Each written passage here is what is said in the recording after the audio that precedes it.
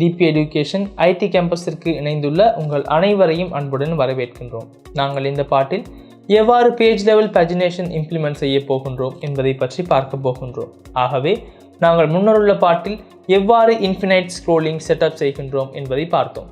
அதே போன்று நாங்கள் ஆப்ஷன் ஒன்றாகவும் ப்ராப்பர்ட்டி ஒன்றாகவும் ஓவரால் எடுத்துக்கொண்டால் பேஜ் லெவல் பேஜினேஷனிலும் செய்கின்றோம். அந்த முழுமையான டேட்டா பல்கினை ஒரே தடவையில் லோட் செய்து கொள்வது இல்லை. நாங்கள் டேட்டாவினை பகுதி பகுதியாக லோட் செய்து பேஜஸில் டிஸ்பிளே செய்வதையே செய்கின்றோம். ஆகவே நீங்கள் இங்கிருந்து எவ்வாறு ப்ரீவியஸ் ஆகின்றது, எவ்வாறு நெக்ஸ்டிற்கு செல்வது, இருக்கும் கரண்ட் பேஜினை டிஸ்பிளே செய்வது போன்ற பல்வேறு விடயங்களையும் கற்றுக்கொள்ள முடியும். ஆகவே நாங்கள் அதிகமாக கதைக்காமல் இதனை எவ்வாறு எமது ஃப்ளட்டர் அப்ளிகேஷனில் இம்ப்ளிமெண்ட் செய்வது என்பதை பார்ப்போம்.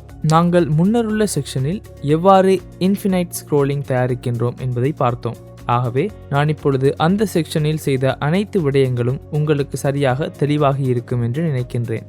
நீங்கள் இவ்வாறு இன்ஃபினைட் ஸ்க்ரோலிங் வேலை செய்யும் முறையினை பார்க்க முடியும். நாங்கள் இப்பொழுது இந்த செக்ஷனில் நாங்கள் நவ் பிளேயிங் என்ற செக்ஷனிற்கு வந்து நவ் பிளேயிங் மூவிஸ்களை ஃபெச் செய்து கொண்டு நாங்கள் பேஜ் லெவல் பேஜினேஷன் செட்டப் செய்வது எவ்வாறு என்பதை கூறுகின்றேன். ஆகவே உங்களுக்கு பேஜ் லெவல் பேஜினேஷன்ஸ் பற்றி தெரியும். நாங்கள் இவ்வாறான UI ஒன்றையே தயாரிக்கின்றோம். நாங்கள் இதற்கு நெக்ஸ்டிற்கு செல்ல முடியும். நாங்கள் நெக்ஸ்டிற்கு ப்ரீவியஸிற்கு செல்ல முடியும். நாங்கள் இப்பொழுது ஆரம்பத்தில் நவ் பிளேயிங் மூவிஸிற்கு, அதாவது உங்களுக்கு நாங்கள் இங்கு வந்த பிறகு நவ் பிளேயிங் மூவிஸிற்கு எழுதினோமா என்பது நினைவில் இருக்கும். நாங்கள் நவ் பிளேயிங் மூவிஸிற்கு எண்ட் பாயிண்ட் ஒன்றை, அதாவது HTTP ஒன்றை ஆரம்பத்தில் எழுதுவோம். நாங்கள் இதனை ரீநேம் செய்கின்றோம். நாங்கள் இதனை நவ் பிளேயிங் என்று கொடுக்கின்றோம். Now playing movies. ஆகவே இங்கு இதன் மாற்றம் நவ் பிளேயிங் என்ற ஒன்றே ஆகும். நான் இங்கு வந்த பிறகு அப்கமிங்கின் URL-னை காப்பி செய்து கொள்ள முடியும். நீங்கள் இதற்கு பேஸ்ட் செய்து அப்கமிங் இல்லாமல் நவ் பிளேயிங் என்று கொடுக்க முடியும். நீங்கள் அப்பொழுது நவ் பிளேயிங் மூவிஸ்களை பார்க்க முடியும். நான் இப்பொழுது இந்த எண்ட் பாயிண்டிற்கே ரிக்வெஸ்டினை கொடுக்க வேண்டும். நாங்கள் இப்பொழுது ஆரம்பத்தில் API ரிக்வெஸ்டினை எழுதி கொள்கின்றோம். நீங்கள் அதற்கு எமது மூவி சர்வீஸிற்கு செல்ல முடியும். உங்களுக்கு மூவி சர்வீஸில் இப்பொழுது நாங்கள் ஃபெச் ஆல் அப்கமிங் மூவிஸ் என்ற ரிக்வெஸ்டினை எழுதியுள்ளோம் என்பதை பார்க்கலாம். கெட் ரிக்வெஸ்ட் ஒன்றாக நாங்கள் இப்பொழுது ஃபெச் ஆல் நவ் பிளேயிங் மூவிஸினை ஃபெச் செய்ய வேண்டும். நாங்கள் ஃபியூச்சர் மெத்தட் ஒன்றாக எழுதுகின்றோம். உங்களுக்கு நாங்கள் இங்கிருந்து லிஸ்ட் ஆஃப் மூவிஸினையே ரிட்டர்ன் செய்கின்றோம் என்று தெரியும். நாங்கள் ஃபெச் நவ் பிளேயிங் மூவிஸ் என்று கொடுக்கின்றோம். நாங்கள் நிச்சயமாக இதற்கு இன்ட் பேஜ் நம்பர் ஒன்றை கொடுக்க வேண்டும். நாங்கள் பேஜ் நம்பரினை இனிஷியலி 1 என்று கொடுக்கின்றோம். அது அசிங்க்ரோனஸ் மெத்தட் ஒன்றாகும். நாங்கள் ட்ரை கேட்ச் பிளாக்கின் ஒன்றின் உள்ளே இதனை எழுதி கொள்கின்றோம். ஆகவே நாங்கள் இந்த ரிக்வெஸ்ட் முன்னர் எழுதியதற்கு மிகவும் சமனாகும். அதனால் நீங்கள் தனியாக ட்ரை ஒன்றை கொடுக்க முடியும். நாங்கள் ட்ரை கேட்ச் பிளாக் ஒன்றை எழுதுகின்றோம். நாங்கள் எரர் ஒன்று வந்தால் எரரினை பிரிண்ட் செய்கின்றோம். நாங்கள் இங்கு error fetching now playing videos, நாங்கள் அதற்கும் இங்கு பிரிண்ட் செய்கின்றோம். நான் இப்பொழுது இங்கு எம்டி அரே ஒன்றை இவ்வாறு ரிட்டர்ன் செய்கின்றேன். நாங்கள் இப்பொழுது மூவிஸ்களை ஃபெச் செய்ய ட்ரை செய்ய வேண்டும். உங்களுக்கு ஆரம்பத்தில் நான் முன்னர் கூறியதை போன்று இங்கு அப்கமிங் என்பதே மாற்றமடைகின்றது. அதனால் எமக்கு இங்கு இதனை டைனமிக்காக தயாரிக்க முடியும். இங்கு இந்த செக்ஷன் மிகவும் காமனாக இருக்கின்றது. அதனால் நான் இங்கு அப்கமிங் என்ற ஒன்றையும் இங்கிருந்து கட் செய்து நாங்கள் இங்கு பேஸ் URL-ற்கு முன்னர் கொடுப்போம். அதனை இவ்வாறு மாற்றினால் எந்த இஷ்யூவும் ஏற்படாது. அடுத்ததாக நான் இங்கு இதனையே மாற்றிக்கொள்ள வேண்டும். அடுத்ததாக எமக்கு நவ் பிளேயிங் ஆக இருக்கும். எமக்கு இங்கு இந்த URL-னை இதற்கு எடுக்க முடியும். அதனால் நான் இங்கு இந்த URL-னை இங்கிருந்து காப்பி செய்கின்றேன். நாங்கள் இதனை நவ் பிளேயிங் ஆக மாற்றிக்கொண்டால் சரி. நான் இப்பொழுது ரெஸ்பான்ஸினை தயாரிக்கின்றேன். ஃபைனல் ரெஸ்பான்ஸ் சமன் அவைட். நாங்கள் HTTP கெட் ரிக்வெஸ்ட் ஒன்றையே அனுப்ப வேண்டும். நாங்கள் URL-னை பாஸ் செய்வோம். உங்களுக்கு நாங்கள் பேஸ் URL-னை இங்கிருந்து காப்பி செய்தோம் என்பது நினைவில் இருக்கும். எமக்கு இங்கு இதனை நவ் பிளேயிங்காக மாற்றிக்கொள்ள முடியும். ஆகவே மற்ற விடயங்கள் அதே போன்றே இருக்கும், மற்றவை மாற்றமடையாது. அடுத்து நான் செக் செய்ய முடியும். இங்கு நீங்கள் நிச்சயமாக அவைட் ஆக வேண்டும். நீங்கள் இங்கிருந்து ரெஸ்பான்ஸின் ஸ்டேட்டஸ் கோட் 200 என்றால் எமக்கு வெற்றிகரமாக டேட்டாக்கள் வந்திருக்கின்றது. நீங்கள் ஃபைனல் டேட்டா ஈக்குவல்ஸ் json.decode ரெஸ்பான்ஸின் பாடியிலிருந்து டேட்டாக்களை எடுக்க முடியும். அடுத்து நான் இங்கு லிஸ்ட் ஒன்றை எடுக்க வேண்டும். அதாவது உங்களுக்கு நாங்கள் இங்கு வந்தால் எமக்கு தேவையான டேட்டாக்கள் எமக்கு இங்கு ரிசால்ட்ஸ் என்ற கீயின் கீழ் இருக்கின்றது என்பது நினைவில் இருக்கும். நாங்கள் டேட்டாக்களை எமக்கு தேவையானவாறு எடுக்கின்றோம். ஃபைனல் லிஸ்ட் ஒன்றை எடுக்கின்றோம். நாங்கள் இன்னும் டேட்டா டைப் ஒன்றை கொடுக்கவில்லை என்பதால் டைனமிக்காகவே இருக்கின்றது. நாங்கள் இங்கு ரிசல்ட் என்று இதனை கொடுப்போம். ஆகவே உங்களுக்கு அதே போன்று நடைபெறுகின்றது, தெளிவாகி இருக்கும். அதே போன்று நான் டேட்டாவில் இருக்கின்ற ரிசால்ட்ஸ் என்ற கீயின் கீழ் இருக்கின்ற டேட்டாக்களையே எடுக்க வேண்டும். அடுத்து நான் இங்கு இந்த ரிசால்ட்ஸ்களை ரிட்டர்ன் செய்ய வேண்டும். நாங்கள் மூவி ஆப்ஜெக்ட் ஒன்றாகவே ரிட்டர்ன் செய்து கொள்ள வேண்டும். இங்கு ரிட்டர்ன் ஆக வேண்டும். நான் எமது ரிசால்ட்களை மேப் செய்கின்றேன். நீங்கள் மேப் செய்து கொள்ள முடியும். நான் மேப் செய்யும் பொழுது எனது மூவி டேட்டாக்களையே எடுக்க வேண்டும். மூவி ஒன்றின் டேட்டாக்களை இங்கு எடுக்கின்றேன். நீங்கள் மூவி ஒன்றின் டேட்டாக்களை எடுத்து இங்கு மூவிஸ் ஃப்ரம் ஜேசன் என்ற மெத்தட் ஒன்று இருக்கின்றது. அதற்கு நான் எமது மூவி டேட்டா ஒன்றை பாஸ் செய்ய வேண்டும். நீங்கள் ஃபைனலி இதனை லிஸ்ட் ஒன்றாக கன்வெர்ட் செய்ய வேண்டும். ஆகவே இந்த விடயங்கள் மிகவும் கடினமானவை இல்லை. நான் உங்களுக்கு இந்த விடயங்களை எவ்வாறு செய்ய வேண்டும் என்று முன்னரும் கூறியுள்ளேன். எல்ஸ் கண்டிஷன் ஒன்றையும் நிச்சயம் எழுதி கொள்ள வேண்டும். எல்ஸ் நான் எக்ஸெப்ஷன் ஒன்றை த்ரோ செய்கின்றேன். நான் உங்களுக்கு இங்கு எரர் ஃபெச்சிங் மூவிஸ் என்று கொடுக்கின்றோம். Error fetching now playing movies. ஆகவே இதுவே ரிக்வெஸ்ட் ஆகும். நாங்கள் இந்த எண்ட் பாயிண்ட் ஒன்றையே மாற்றிக்கொண்டோம். மற்ற விடயங்கள் மிகவும் சமனாக இருக்கின்றது. எமக்கு இந்த எண்ட் பாயிண்டிலிருந்து வரும் டேட்டாக்கள் இருக்கின்றன. நாங்கள் ஸ்டேட்டஸ் கோட் 200ஆக இருக்கின்றதா என்று பார்க்கின்றோம். நீங்கள் நான் ஸ்டேட்டஸ் கோட் என்ற ஒன்றை இங்கு காண்பித்தால் பார்க்க முடியும். எமக்கு 200 என்றால் வெற்றிகரமாக இங்கு டேட்டாக்கள் ரிட்டர்ன் செய்யப்பட்டுள்ளன. நான் இங்கு ஏதாவது எரர் ஒன்றை செய்தால் எமக்கு 200 வராது என்று நினைத்து பாருங்கள். நீங்கள் அன்ஆத்தரைஸ் எரர் ஒன்று இங்கு வருகின்றதை பார்க்கலாம். எமக்கு நாங்கள் இவ்வாறு இந்த விடயங்களை சரியாக செய்தால் மாத்திரமே 200 என்ற ரெஸ்பான்ஸ் வரும். அடுத்து நான் ரெஸ்பான்ஸ் வந்த பிறகு இது 200 என்றால் சக்ஸஸ்ஃபுல்லாக இருந்தால் ஜேசன் டீகோட் என்று செய்து கொள்கின்றேன். அதாவது எனது ரெஸ்பான்ஸின் பாடியில் டேட்டாக்கள் இருக்கின்றன. நான் டேட்டாவினை ரெஸ்பான்ஸின் பாடியில் இருந்து எடுக்கின்றேன். அடுத்து நீங்கள் ரிசல்ட்டில் இருந்து எடுக்க வேண்டும் என்பதை பார்க்கலாம். நான் இங்கு இதனை கொடுத்து மீண்டும் என்டர் செய்கின்றேன். இங்கு குவெஷன் மார்க் ஒன்று வர வேண்டும். நீங்கள் இந்த ரிசல்ட் அரேயினுள்ளே எனது டேட்டாக்கள் இருக்கின்றதை பார்க்கலாம்.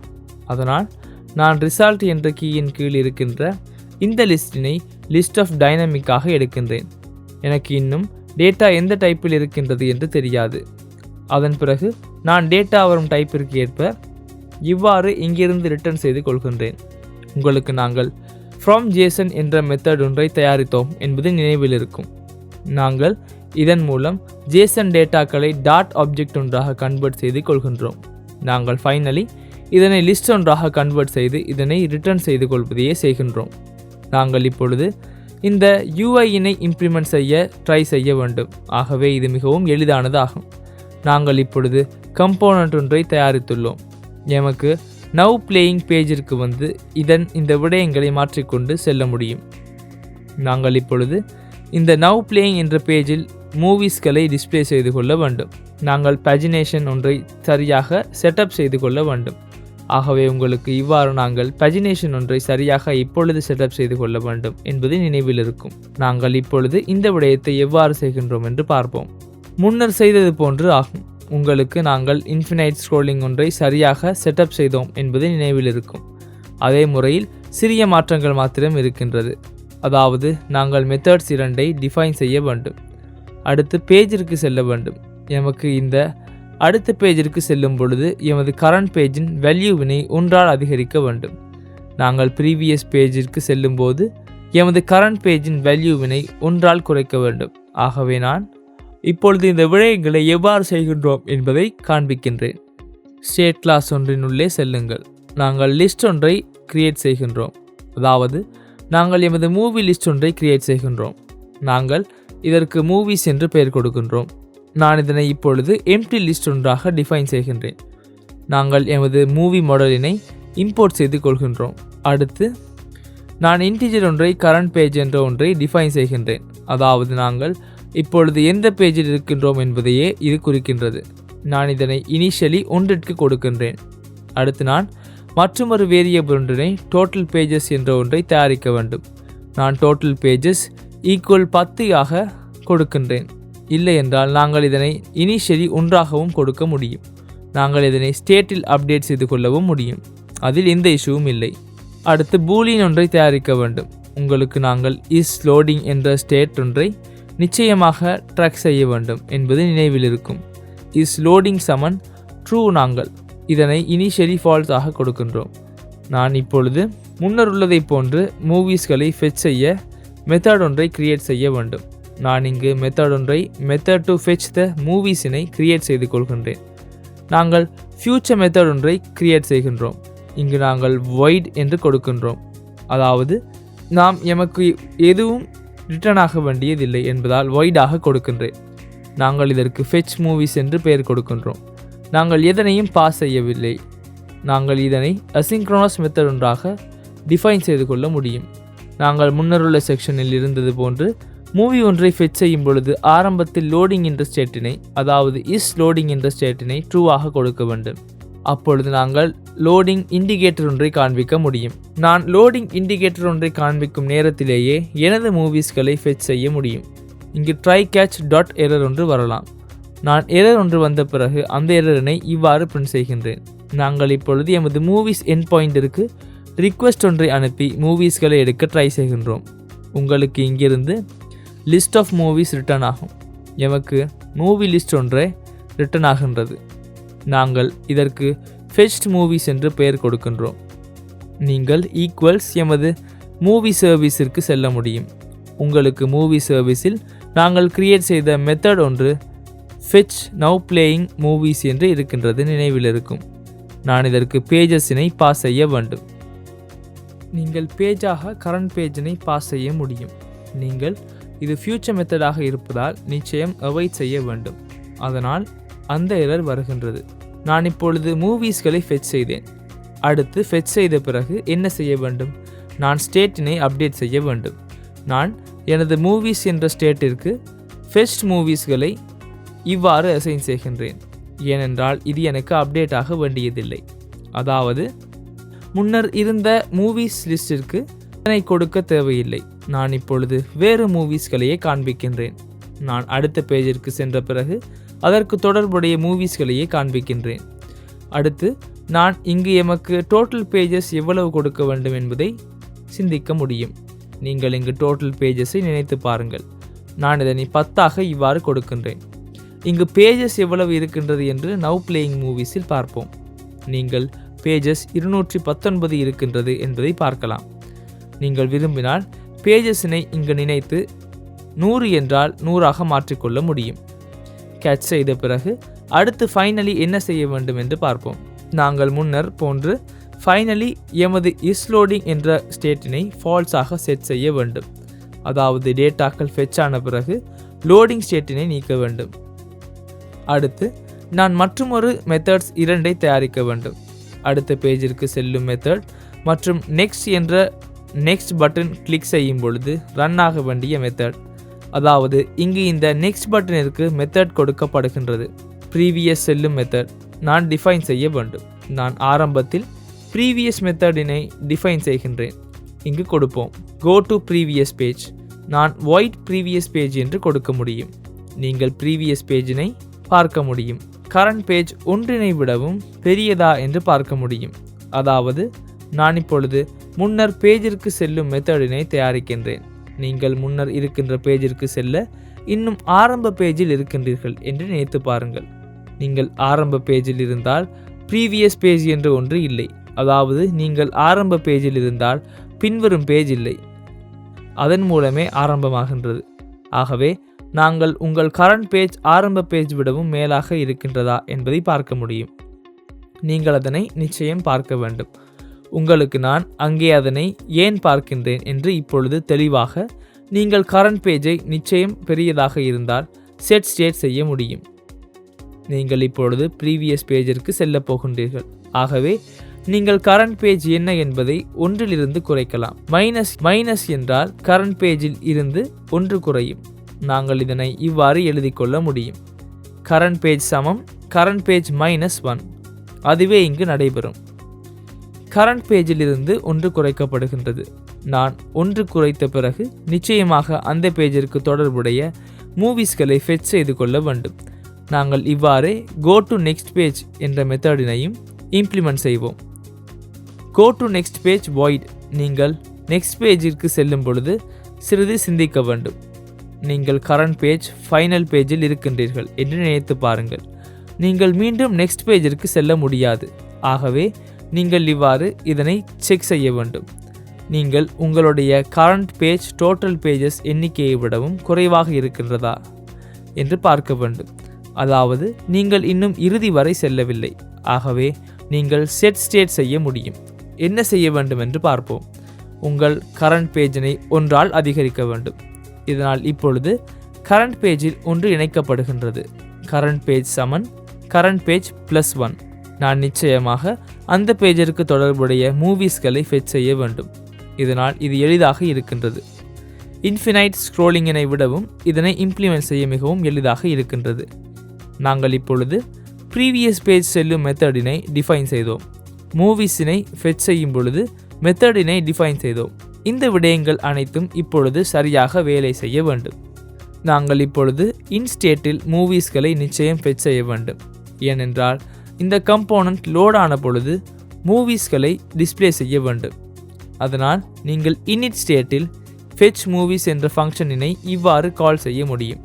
இப்பொழுது மூவிஸ்களை ஃபெச் செய்து அடுத்த பேஜிற்கு செல்ல ப்ரீவியஸ் பேஜிற்கு செல்லும் லாஜிக் அனைத்தையும் எழுதிவிட்டோம். இப்பொழுது எமது UIயில் அந்த விடயங்களை சரியாக ரெண்டர் செய்ய வேண்டும். நீங்கள் நான் ஆப் பார் ஒன்றை இணைத்துள்ளேன் என்பதை பார்க்கலாம். நான் இப்பொழுது பாடி ஒன்றை தயாரிக்கப் போகின்றேன். ஆரம்பத்தில் பாடியில் லோடிங் ஸ்டேட் இருக்கின்றதா என்று பார்க்க முடியாது. நீங்கள் இது லோடிங் ஸ்டேட்டாக இருந்தால் கன்ஸ்ட் சர்க்குலர் ப்ரோக்ரஸ் பார் ஒன்றை காண்பிக்க முடியும். நான் முன்னர் போன்று சென்டரில் சைல்ட் விஜெட்டாக சர்க்குலர் ப்ரோக்ரஸ் இண்டிகேட்டர் ஒன்றை காண்பிக்க முடியும். நீங்கள் இது லோடிங் ஸ்டேட் அல்லாத நேரத்தில் உங்கள் மூவிஸ்களை காண்பிக்க முடியும். நான் இங்கு காலம் ஒன்றை இணைக்கின்றேன். நாங்கள் இவ்வாறு காலம் விஜெட் ஒன்றை டிஸ்ப்ளே செய்வோம். நான் இங்கு டெர்னரி ஆப்பரேட்டரினை யூஸ் செய்தேன். நான் உங்களுக்கு இவ்வாறு இந்த டெர்னரி ஆப்பரேட்டரினை யூஸ் செய்வது என்று இதனை டாட் செக்ஷனில் தெளிவுபடுத்தினேன். எனக்கு இப்பொழுது லிஸ்ட் வியூ பில்டர் ஒன்று தேவையாகும். நான் அதனையே இப்பொழுது செய்ய போகின்றேன். நீங்கள் இங்கு லிஸ்ட் வியூ பில்டர் ஒன்றை யூஸ் செய்யும் பொழுது பஜினேஷன்களுடன் இவ்வாறு இறுதியாக ரெண்டர் செய்யப்படுகின்றன என்பது நினைவில் இருக்கும். அதாவது நான் பஜினேஷனினை எனது லிஸ்ட் வியூவில் ஐட்டம் ஒன்றாக பஜினேஷன் கம்போனன்ட்டினை கொடுக்க வேண்டும். இங்கு உங்களுக்கு அதனையும் கூறுகின்றேன். இது முன்னர் போன்று கடினமான விடயமில்லை. நான் ஆரம்பத்தில் இதனை எக்ஸ்பேண்டட் விஜெட் ஒன்றாக கொடுத்தேன் என்றால் நான் இப்பொழுது சில்ட்ரன் லிஸ்ட் ஒன்றை எடுத்துக்கொள்கின்றேன். நான் இதனை எக்ஸ்பேண்டட் விஜெட்டாக கொடுக்கின்றேன். நான் எக்ஸ்பேண்டட் விஜெட்டில் லிஸ்ட் வியூ பில்டர் ஒன்றை கொடுக்கின்றேன். நான் ஆரம்பத்தில் இதன் ஐட்டம் கவுண்டினை தயாரிக்கின்றேன். உங்களுக்கு ஐட்டம் கவுண்ட் தெரியும். நாங்கள் பஜினேஷன் கண்ட்ரோல்களை எடுக்கின்றோம். அதனால் நீங்கள் மூவிஸ் லென்த்திற்கு 1 கொடுக்கலாம். ஏனென்றால் இப்பொழுது மூவி லிஸ்டிற்கு மேலதிகமாக பஜினேஷன் கண்ட்ரோலினை காண்பிக்க வேண்டும். பஜினேஷன் கண்ட்ரோல் என்பது நான் மூவி லிஸ்டில் டிஸ்ப்ளே செய்ய விரும்பும் செக்ஷன் ஆகும். அதனால் நான் டைனமிக்கலி பார்க்க தேவையில்லை. நான் எப்பொழுதும் இதனை கொடுக்க வேண்டும். ஒவ்வொரு பேஜிற்கும் இது காமன் ஆகும். இவ்வளவு ஐட்டம் கவுண்டினை தயாரிக்கின்றோம். அடுத்து ஐட்டம் பில்டர். நாங்கள் ஐட்டம் பில்டரில் செக் செய்கின்றோம். நான் இதனை செக் செய்து ரெண்டர் செய்ய முடியும். நான் இங்கு இருக்கும் இண்டெக்ஸ் மூவிஸ் லென்த்தை விடவும் பெரியதா என்று பார்க்கின்றேன்.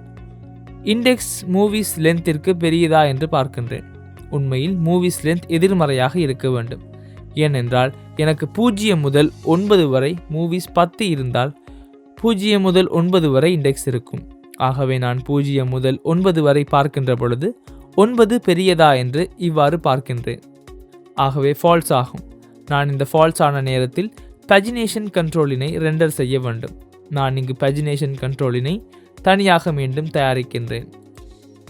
அதனால் நான் இதனை தனியான கம்போனண்ட்டாக தயாரிக்கின்றேன். நான் எல்ஸ் கண்டிஷனில் மூவிஸ்களை ஆரம்பத்தில் ரிட்டர்ன் செய்கின்றேன்.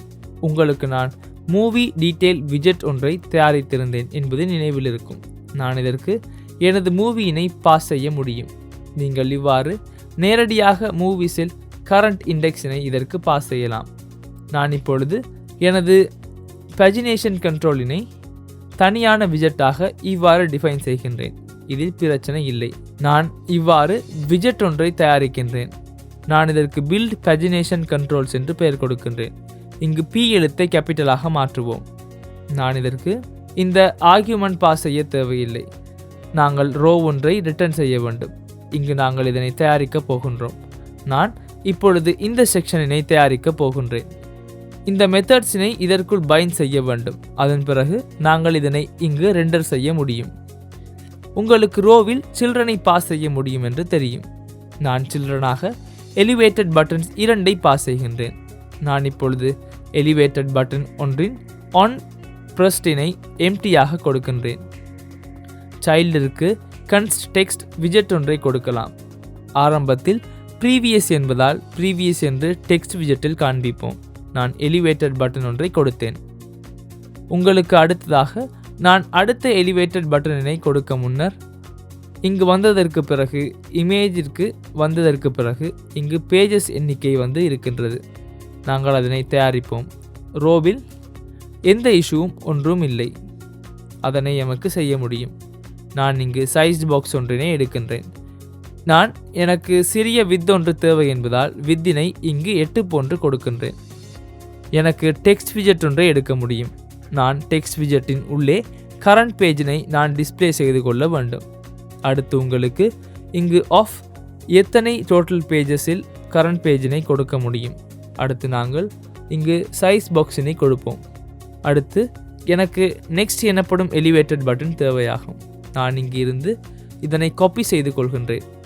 நாங்கள் இன்னும் ஆன்பிரஸ்ட் மெத்தட்ஸினை ஒன்றையும் பைண்ட் செய்து கொள்ளவில்லை. இங்கு நெக்ஸ்ட் வர வேண்டும். நாங்கள் இப்பொழுது மெத்தட்ஸினை பைண்ட் செய்து கொள்வோம். உங்களுக்கு நாங்கள் இங்கு இவற்றிற்கு ஆன்பிரஸில் டிஃபைன் செய்து வைத்திருப்பதை நினைவில் இருக்கும். நாங்கள் இங்கு செக் செய்து கொள்ள முடியும். எனக்கு கரண்ட் பேஜில் ஒன்றிற்கு அதிகமானால் மாத்திரமே ப்ரீவியஸ் பேஜிற்கு செல்ல முடியும். உங்களுக்கு ப்ரீவியஸ் பேஜ் எனப்படும் மெத்தடினை கால் செய்ய முடியும். எல்ஸ் நல், அதாவது நான் இந்த மெத்தட் ஒன்றையும் கால் செய்யவில்லை. எமக்கு இங்கு இருந்த அந்த செயலினை செய்ய முடியும். நீங்கள் கரண்ட் பேஜினை எவ்வாறு பார்ப்பது? உங்களுக்கு கரண்ட் பேஜ் டோட்டல் பேஜஸிற்கு குறைவானால் நெக்ஸ்ட் பேஜ் எனப்படும் ஃபங்க்ஷனினை கால் செய்ய முடியும். எல்ஸ் நல். நாங்கள் இப்பொழுது மெத்தட்ஸ்களை பைண்ட் செய்தோம். எமக்கு இப்பொழுது முடியும் இங்கு பஜினேஷன் கண்ட்ரோல்ஸ் எனப்படும் விஜெட்டினை இங்கு இந்த லென்த் ஒன்றிற்கு குறைவானதை விடவும் அதிகமானால் எனப்படும் கண்டிஷனிற்கு இவ்வாறு இதனை கொடுக்க முடியும். இதனால் இங்கு அந்த சிறிய செயல்களையே செய்ய வேண்டும். நான் இங்கு இதனை ரிட்டர்ன் செய்து கொண்டால் சரியாகும். உங்களுக்கு நான் இப்பொழுது இங்கு செய்தது தெளிவாக வேண்டும். நான் இங்கு இறுதியில் இங்கு பஜினேஷன் கண்ட்ரோலினை ஆட் செய்கின்றேன். அதாவது இண்டெக்ஸ் எனது மூவிஸ் லென்த்தினை குறைத்தல் ஒன்றிற்கு அதிகமாகின்றது. அது மூவிஸினை ஆரம்பத்தில் ரெண்டர் செய்து கொண்டதற்கு பிறகு நடைபெறுகின்றது. இங்கு மூவி டீட்டெயில்ஸ் எமது விஜெட்டின் உள்ளே ரெண்டர் செய்யப்படுகின்றது. நாங்கள் இப்பொழுது எமது நவ் பிளேயிங் செக்ஷனிற்கு சென்று பார்ப்போம். உங்களுக்கு நாங்கள் அவ்வாறு எமது பஜினேஷன் கண்ட்ரோல்ஸினை எடுத்திருக்கின்றோம் என்று தெரியும். ஆனால் மூவிஸ் ஃபெச் செய்யப்படவில்லை. நாங்கள் எமது விஜெட்ரியினை சிறிது இதனை மீண்டும் ரீஸ்டார்ட் செய்வோம். நாங்கள் இதனை ரீஸ்டார்ட் செய்து கொண்டதற்கு பின்பு உங்களுக்கு ஏதோ இஷ்யூ ஒன்று இருக்கின்றது தெரியும். நாங்கள் எமது விஜெட்ரியின் உள்ளே பார்ப்போம். உங்களுக்கு நான் இங்கு எனது அப்கமிங் மூவிஸ் எனப்படும் பகுதியை இங்கு தவறாக செய்திருக்கின்றேன் என்று தெரியும். உங்களுக்கு நாங்கள் எமது மூவி சர்வீஸிற்கு இங்கு நாங்கள் URL-இனை மாற்றினோம் என்பது நினைவில் இருக்கும். நாங்கள் மேலே வந்து நான் அப்கமிங் மூவிஸினை தவறாக செய்திருக்கின்றேனா என்று பார்ப்போம். நாங்கள் இங்கு எனக்கு நினைவில் இருக்கும் விதமாக மீண்டும் எமது API டெஸ்ட் செய்யும் இடத்திற்கு வந்து நவ் பிளேயிங் நாங்கள் இங்கு என்ன இருக்கின்றது என்று பார்ப்போம். உங்களுக்கு நான் எனது அப்கமிங் மூவிஸிற்கு இங்கு இதனை கொடுக்க வேண்டும் என்பதை பார்க்கலாம். நான் இங்கு அதனை சரியாக கொடுக்கவில்லை. இங்கு இஷ்யூ என்பது நான் இங்கு பேஸ் URLற்கு முன்பாக அப்கமிங் எனப்படும் ஒன்றை கொடுத்திருக்கின்றேன். இது தவறாகும். நான் பேஸ் URLற்கு பிறகு அப்கமிங் எனப்படும் ஒன்றை கொடுக்க வேண்டும். நான் பேஸ் URLற்கு பிறகு இவ்வாறு அப்கமிங் எனப்படும் ஒன்றை கொடுக்க முடியும். இங்கு பேஸ் URLின் உள்ளே இது தேவையில்லை. நான் இங்கு மாற்றிக்கொள்ள வேண்டும். உங்களுக்கு நவ் பிளேயிங் எனப்படும் ஒன்றையும் நான் இவ்வாறு கொடுத்திருக்கின்றேன் என்று தெரியும். பேஸ் URLற்கு பிறகு இவ்வாறு நவ் பிளேயிங் எனப்படும் ஒன்றை கொடுக்க முடியும். நாங்கள் இவற்றை கொடுத்து மீண்டும் ரீஸ்டார்ட் செய்து பார்ப்போம். நீங்கள் இப்பொழுது நாங்கள் அப்கமிங் மூவிஸ் ஃபெச் செய்து விட்டோம் என்பதை பார்க்கலாம். நீங்கள் அடுத்து நாங்கள் நவ் பிளேயிங்கிற்கு சென்ற பின்னர் நவ் பிளேயிங்கில் ஃபெச் ஆகும் மூவிஸ் முன்னர் போன்று இல்லாமல் வேறு மூவிஸ் ஃபெச் ஆகி வருகின்றதை பார்க்கலாம். நாங்கள் பஜினேஷன் வேலை செய்கின்றதா என்பதை பார்ப்போம். நாங்கள் கீழே செல்வோம். நீங்கள் பஜினேஷன் கம்போனன்ட்டிற்கு நாங்கள் விரும்பிய முறையில் வரவில்லை என்றால் அதனை பார்க்க முடியும். அதனை சரியாக தயாரிப்போம். உங்களுக்கு இதனை செய்ய முடியும். உங்களுக்கு உங்கள் பஜினேஷன் கம்போனன்ட் இருக்கின்ற இடம் நினைவில் இருக்கும். நாங்கள் நவ் பிளேயிங் செக்ஷன் சென்ற பின்னர் பஜினேஷன் கண்ட்ரோலில் ரோவிற்கு வந்து ரோவில்லை மெயின் ஆக்சிஸ் அலைன்மெண்ட்டினை சென்டர் கொடுத்தால் சரியாகும். அதனை கொடுத்து சேவ் செய்யுங்கள். நீங்கள் பேஜஸ் 100 சென்டர் ஆகின்றதை பார்க்கலாம். நீங்கள் டெக்ஸ்ட் கொடுத்த பிறகு அடுத்த பேஜில் டீட்டெயில்ஸ் ஃபெச் ஆகி டிஸ்பிளே ஆகின்றதை பார்க்கலாம். நாங்கள் கீழே ஸ்க்ரோல் செய்து பார்க்கலாம். இப்பொழுது 2ஆம் பேஜில் இருக்கின்றோம். நீங்கள் ப்ரீவியஸ் பேஜிற்கு செல்ல முடியும் என்பதை பார்க்கலாம். நெக்ஸ்ட் பேஜில் சென்ற பிறகு அனைத்தும் சரியாக வேலை செய்கின்றதா என்பதை பார்க்கலாம். ப்ரீவியஸ் பேஜிற்கு சென்றால் மீண்டும் ப்ரீவியஸ் பேஜ் டீட்டெயில்ஸ் ஃபெச் ஆகின்றன. இதனால் இவ்வாறு பஜினேஷன் செயல்படுகின்றது. இதனால் நாங்கள் இவ்வாறு பஜினேஷனினை இம்ப்ளிமெண்ட் செய்தோம் என்பதை அறிந்து கொள்ள முடியும். இதனால் நாங்கள் இந்த செக்ஷனில் எவ்வாறு பேஜ் லெவல் பஜினேஷன் இம்ப்ளிமெண்ட் செய்யலாம் என்பதை கற்பிக்க எதிர்பார்த்தோம். நீங்கள் இப்பொழுது இவ்வாறு அதனை செய்வது என்பதை அறிந்து கொண்டீர்கள். உண்மையில் இது மிகவும் கடினமான விடயமில்லை. நாங்கள் சிறிய லாஜிக் ஒன்றையே இம்ப்ளிமெண்ட் செய்ய வேண்டும். இப்பொழுது முழுமையான கோட் இங்கே உள்ளது. இந்த செக்ஷனிலும் நீங்கள் இருக்கின்றது.